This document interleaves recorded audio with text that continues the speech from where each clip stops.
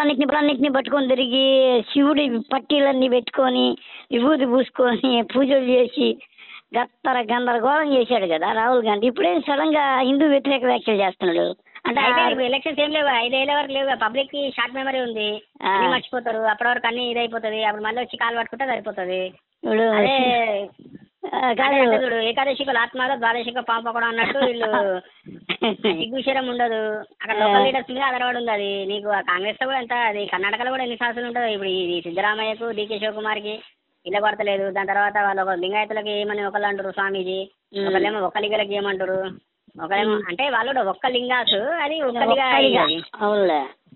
ఒక్క లింగాస్ అది అంటే లింగాయతులే వాళ్ళు కూడా, అదొక టైప్. ఇది ఒక్కలిగానేమో వీళ్ళు కాపులు అన్నట్టు లెక్క ప్రకారం ఒక్కలిగాలు అంటే. ఈ దాని పేరు సిద్ధరామయ్య ఏమో వీడు గౌడ్స్, వాడు కుర్బా అంటే కుర్మోడు. కుర్బా అంటే తెలుసు, అదే యాదవ్స్ అన్నట్టు. కుర్మ గొల్ల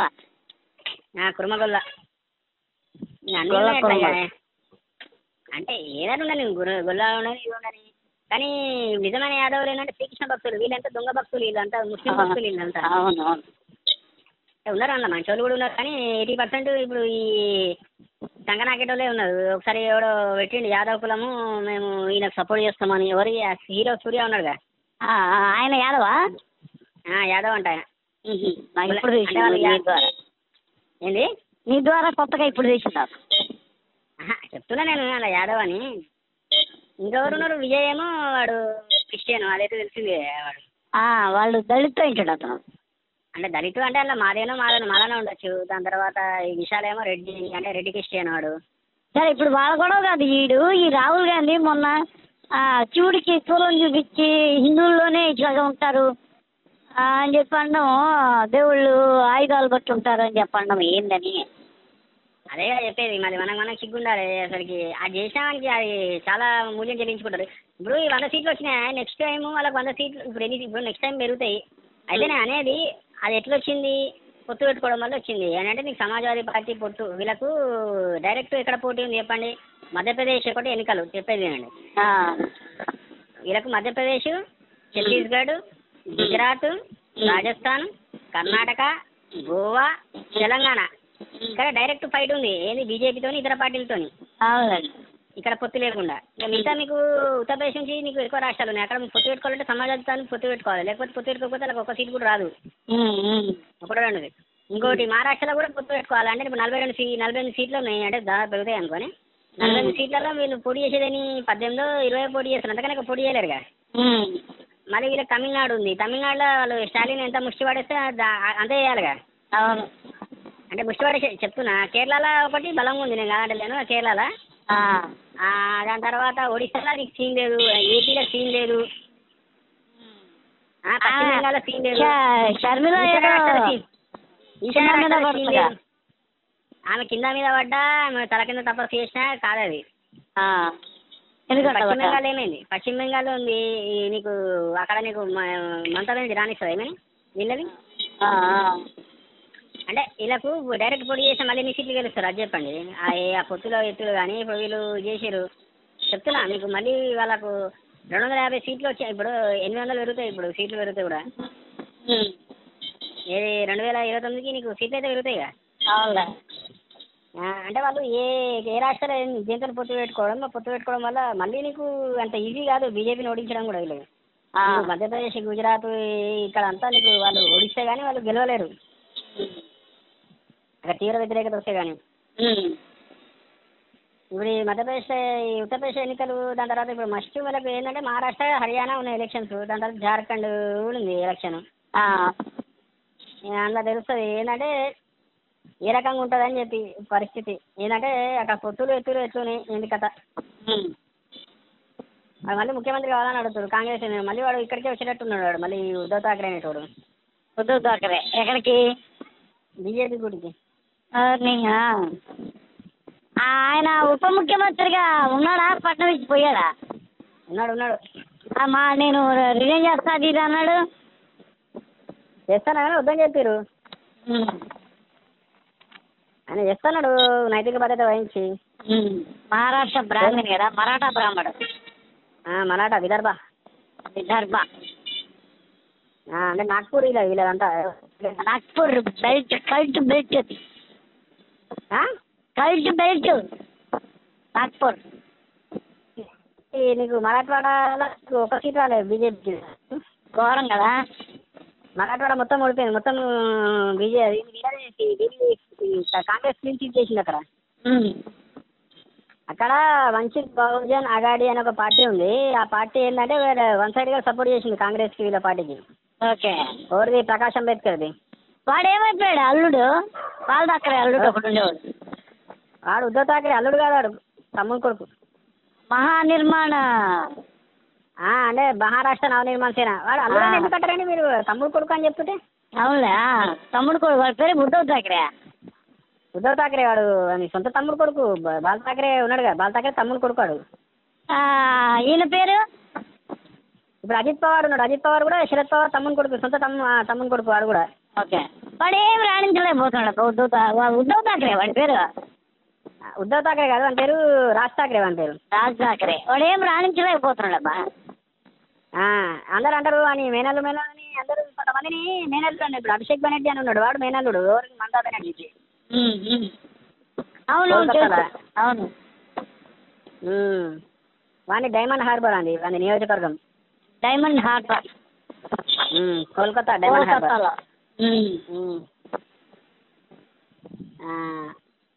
అంటే నీకు అంతా బాబాయ్ అబ్బాయి పేరు సుప్రియ సూలేకి, దాని తర్వాత అజిత్ పవార్కి ఇద్దరి మధ్య నడుస్తలేదు. అయినా ఆ గడియారం గుర్తు పోయినా అలా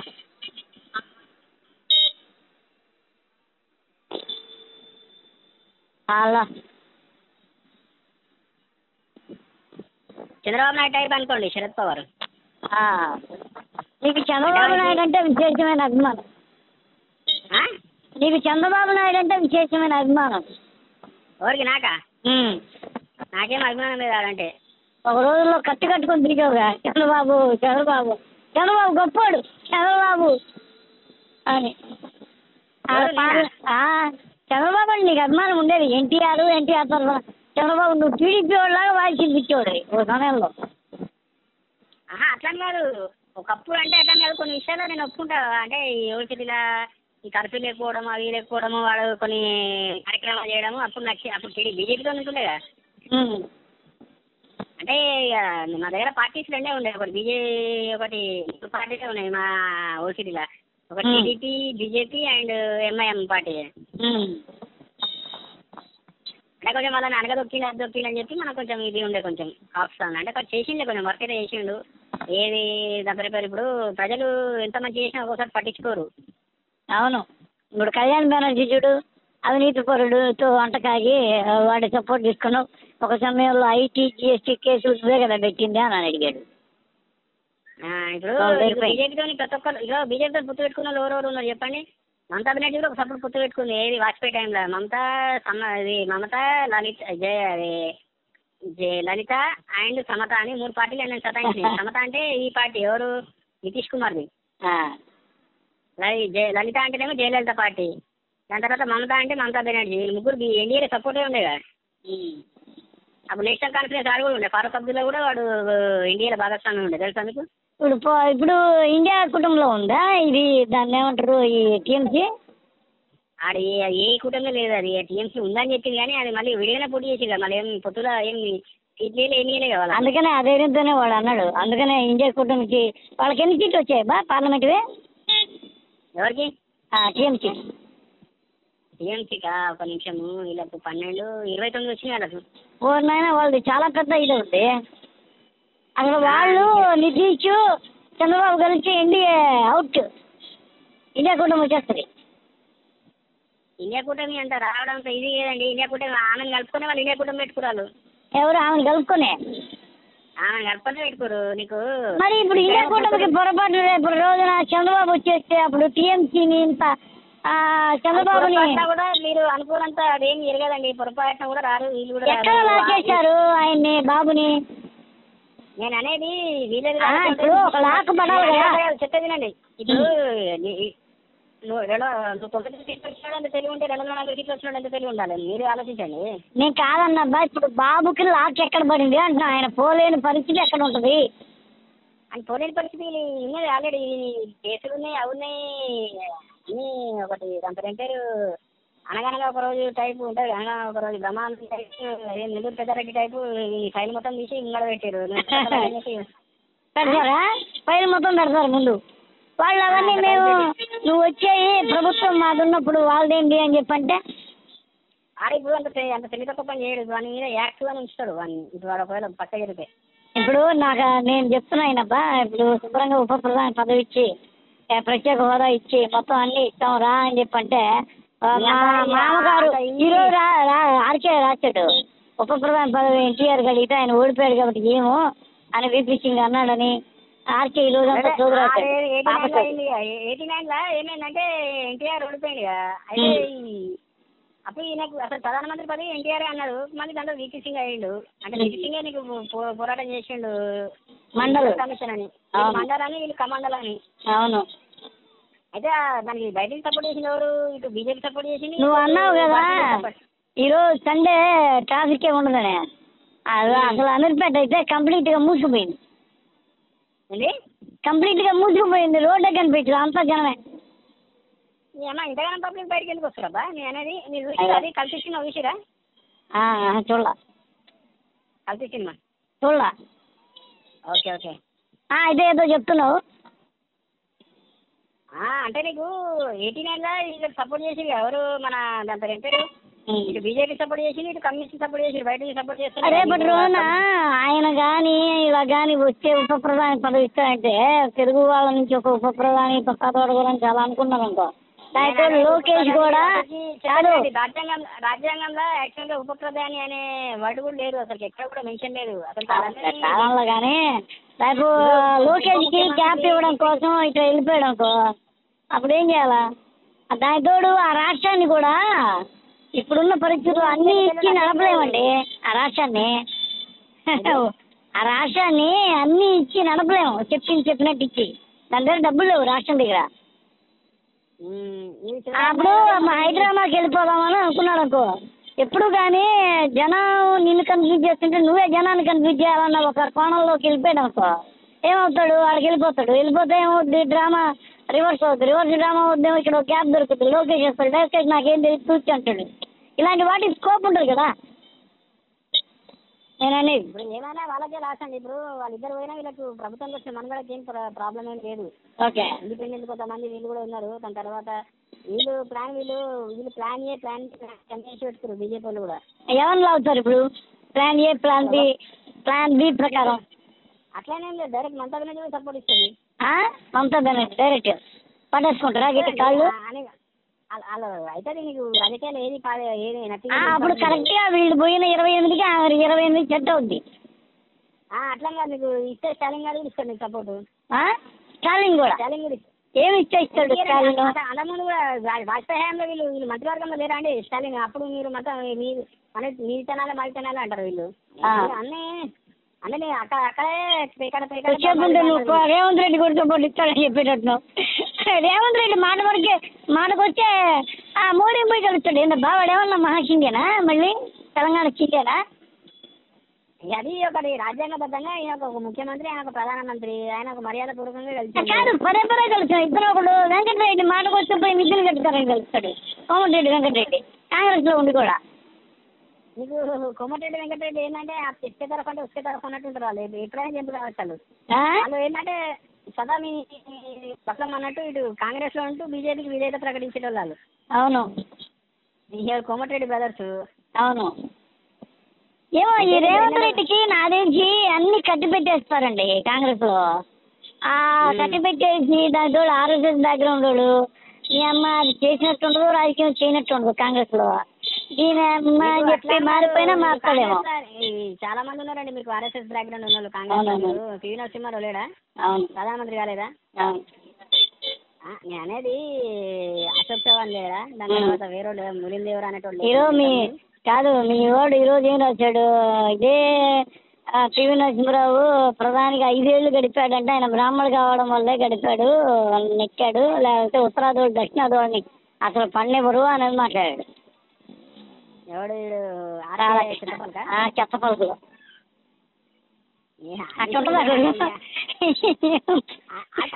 కాంగ్రెస్ కాబట్టి ఉన్నాడు అబ్బా. ఇప్పుడు కాంగ్రెస్ సీనియర్ ఉన్నాడు. ఫస్ట్ ఆఫ్ ఆల్ ఏమైపోయిందంటే ఆయన వ్యవస్థని ఏది కలసలా. అది కాదు, వాడు ఏమైందంటే అర్జున్ సింగ్ అనేటోడు అండ్ ప్రణబ్ ముఖర్జీ వీళ్ళిద్దరు ఏంటంటే గుండెలు తీసామంటూ వాళ్ళిద్దరిని చేస్తే ప్రాబ్లం ఉంటుందని చెప్పి ఈయనని మూడో వ్యక్తిగా ఈయన తీసుకొచ్చారు రిటైర్మెంట్ ప్రకటించిన తర్వాత.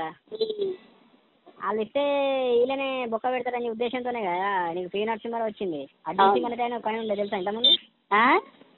అర్జున్ సింగ్ అనేట ఆయన ఉండే. అర్జున్ సింగ్ ప్రణబ్ ముఖర్జీ అందుకని చేయనీయలే. ఆమె ఓన్ మాట విన్నాడని చెప్పి ఆమె వాడిని ప్రధానమంత్రిని చేయనీయలే. అందుకని మన్మోహన్ సింగ్ తీసుకొచ్చి పెట్టింది. ఆయనకి అది కసి ఒకటి. ఇక రాష్ట్రపతిని చేసారు బాగుండదని చెప్పి ఆయన అప్పటికి ఆర్ఎస్ఎస్ శాఖకి వెళ్ళాడు. ఆర్ఎస్ఎస్కి వెళ్ళాడు. అదే ఉంటుంది కదా అది ఒకటి మీటింగ్ లాంటిది. వెళ్ళిండు అన్నీ వెళ్ళిండు ఆయన. అంటే ఇట్లున్నారు. ఆయనకి ఇంకా భారతరత్నం కూడా ఇచ్చింది కదా నీకు. బీజేపీ ఇచ్చింది కదా నీకు. బీజేపీ ఇచ్చింది మొన్న.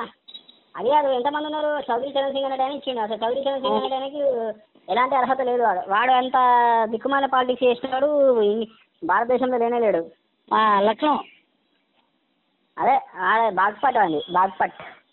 లక్నో ఎయిర్పోర్ట్కి చౌదరి చరణ్ సింగ్ ఎయిర్పోర్ట్ అంటారు పేరు.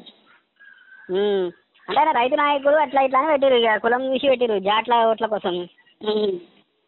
అంటే చేసిండే కొంచెం రైతు ఉద్యమాలు అది చేసిండు. మరి కానీ మనము అండర్స్టిమేట్గా తీసిపడడానికి ఏం లేదు. ఏది బాగ్పట్. దాని తర్వాత పేరు చౌదరి చరణ్ సింగ్ ఇచ్చారు. దాని తర్వాత ఏంది కర్పూరి ఠాకూర్ అనడానికి ఇచ్చారు. నేను ఆ ఠాకూర్ అంటే ఇంకెవరో అనుకున్నాను. మంగళాయన అంటే అంటే నాయి బ్రాహ్మణు అంటే అది కొంచెం వర్కౌట్ అయింది. అక్కడ బీసీ కులాలు మీరు మనమే అనుకుంటాం ఇక్కడ కులాలు కుంపట్లు, కానీ మా తెలంగాణ తప్పించి మిగతా ప్రతి చోట ఉన్నాయండి. ఒక తెలంగాణ రాష్ట్రంలోనే లేదు. అక్కడ మహారాష్ట్రలో కూడా తక్కువనే కొంచెం. ఇప్పుడు ఉద్ధవ్ ఠాకరే ఉన్నాడు. వాడోడు కాయస్థ బ్రాహ్మణేగా. ఏం ఠాకరే ఏం ఠాకరే ఠాకరేస్ వీళ్ళేగా బ్రాహ్మణ్సే కదా వాళ్ళు. అదే కాయస్థ బ్రాహ్మణులు. అమితాబ్ బచ్చన్ కాయస్థలు. అదొక సరస్వతి బ్రాహ్మణు. ఇంకా పేరున రకరకాలుగా ఉంటారు. సరస్వత బ్రాహ్మణు, గౌడ సరస్వత బ్రాహ్మణ్స్. దాని తర్వాత ఇది నీకు ఈ మహాత్మా గాంధీ చంపిన తర్వాత ఎంతోమంది బ్రాహ్మణులను చంపారు అప్పుడు ఉచకొత్త. అవును. ఏది ఈయన పేరు వాళ్ళ బ్రాహ్మణ్ కమ్యూనిటీ మీద ఎవరు? ఆయన ఏం బ్రాహ్మణు? ఆయన దాని పేరు గౌడ సరస్వత బ్రాహ్మణ్. కాదు ఆయన ఇది చెప్తా ఏదో ఉంది. అది గౌడ సరస్వతి కాదు. ఆయనది ఏదో ఉందండి. అది గోవాలో కూడా ఉంది. ఈ లతా మంగేష్కర్ అదే కులం దాదాపు అదే బ్రాహ్మణ్స్ వాళ్ళు కూడా. వాళ్ళ నాన్నది ఎవరిదో ఉద్యోగం పోయింది ఈయన చంపినందుకు. అంటే తీసేసిరంట ఉద్యోగం నుంచి. చెప్తాం ఆల్ ఇండియా రేడియోలో పనిచేస్తున్నారు వాళ్ళ నాన్న. అయితే అదే కమ్యూనిటీ అని చెప్పి తీసేసారు. అంటారు బ్రాహ్మిన్స్ అని. ఇప్పుడు కాంగ్రెస్లో మీకు ఈ కాంగ్రెస్ తీసుకున్నా, కమ్యూనిస్ట్ తీసుకున్నా, ఏ పార్టీ తీసుకున్నా కాంగ్రెస్లో మీకు అత్యున్నత పదవులు కావాలంటే అక్కడ బ్రాహ్మణ అనేది ఉండాలి, లేదా దళిత అని ఉండాలి, లేకపోతే ముస్లిం అని ఉండాలి. ఈ ముగ్గురికి ప్రియారిటీ ఫస్ట్. అవును. ఎందుకో మొదటి నుంచి ఉండేది. రెడ్డికి ఇక్కడైతే రెడ్లు, ఇక్కడ రెడ్డికి బ్రాహ్మణి కూడా బాగానే చెట్టేది. దరిద్రం ఏంటంటే రాజశేఖర రెడ్డికి టీవీ నరసింహారావుకి అసలు చెట్టు కాదా. నేనే అర్థం కాదు అంటే మ్యాక్సిమం చెప్తున్నా నీకు కులాల ఈక్వేషన్స్. అవును. అయితే నీకు ఇప్పుడు టీవీ నరసింహారావు కానీ, ప్రణబ్ ముఖర్జీ కానీ, వీళ్ళు కానీ, దాని తర్వాత ఇప్పుడు మల్లికార్జున ఖర్గే ఉన్నాడు. అంతకుముందు నీకు ఆ శిక్షణ అనేటువంటి. అవునవును. వాడిని లోక్సభ పక్ష నేత వాడే ఉండేది. ఎందుకంటే రాజ్యసభ నేత కదా మన్మోహన్ సింగ్. కాబట్టి అప్పుడు 2 సార్లు ఆయనకే ఇచ్చింది. ఏది లోక్సభ పక్ష నేత ఉంటుంది లోక్సభ లీడర్గా. పార్లమెంటరీ పార్టీ నేత ఎవరు ఉంటారు? ఎట్లయినా ప్రధానమంత్రి ఉంటారు. ఇప్పుడు కాంగ్రెస్ పార్లమెంటరీ పార్టీ నేత ఎవరు ఉన్నారు? ఇప్పుడు కాంగ్రెస్ పార్లమెంటరీ పార్టీ నేత ఎవరు ఉన్నారు ఇక్కడ? ఇప్పుడు రాహుల్ గాంధీ కదా. లోక్సభలో ప్రతిపక్ష నేత కాంగ్రెస్ పక్ష నేత. ఇంకోటి ఇండి కూటమి లోక్సభ పక్ష నేత. సోనియా గాంధీ పార్లమెంటరీ పార్టీ నేత. మొత్తం అంటే 2 సభలకు కలిసి లోక్సభ రాజ్యసభ.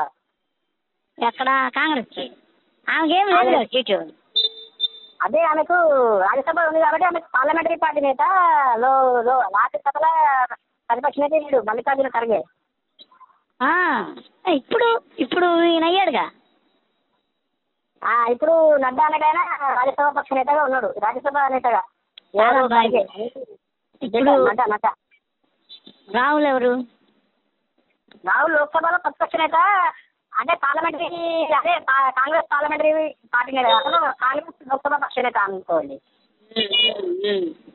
లోక్సభ పక్ష నేత, పార్లమెంటరీ, అదే లోక్సభ పక్ష నేత, ప్రతిపక్ష నేత రెండు. అంతకుముందు అధీర్ రంజన్ చౌదరి అంటే ఉండే. అంతకుముందు అధీర్ రంజన్ చౌదరి ఉండేదా? ఎవరెవరో ఉంటారు, కొన్నిసార్లు కొందరు గుర్తుపట్టాను కూడా. ఇప్పుడు మన మోడీ ఉన్నప్పుడు ఫస్ట్ ఒకటి రాజ్యసభ పక్ష నేత అరుణ్ జైట్లీ. అరుణ్ జైట్లీ తర్వాత పీయూష్ గోయల్ ఉండే. పీయూష్ గోయల్ తర్వాత ఇప్పుడు నడ్డాకి ఇచ్చారు కదా దానికి రాజ్యసభ పక్ష నేతగా, అంటే రాజ్యసభ నేతగా. రాజ్యసభలో ఆయన నెంబర్ 1. ఓకే. మోడీ లోక్సభలో నెంబర్ 1. పార్లమెంటరీ పార్టీ మొత్తం వస్తే నీకు మళ్ళీ మోడీ నెంబర్ 1. మొత్తం పార్లమెంటరీ పార్టీ నేత ఆయన ఎవరు? మోడీ. ఇండియా పార్లమెంటరీ పార్టీ నేత కూడా మోడీ.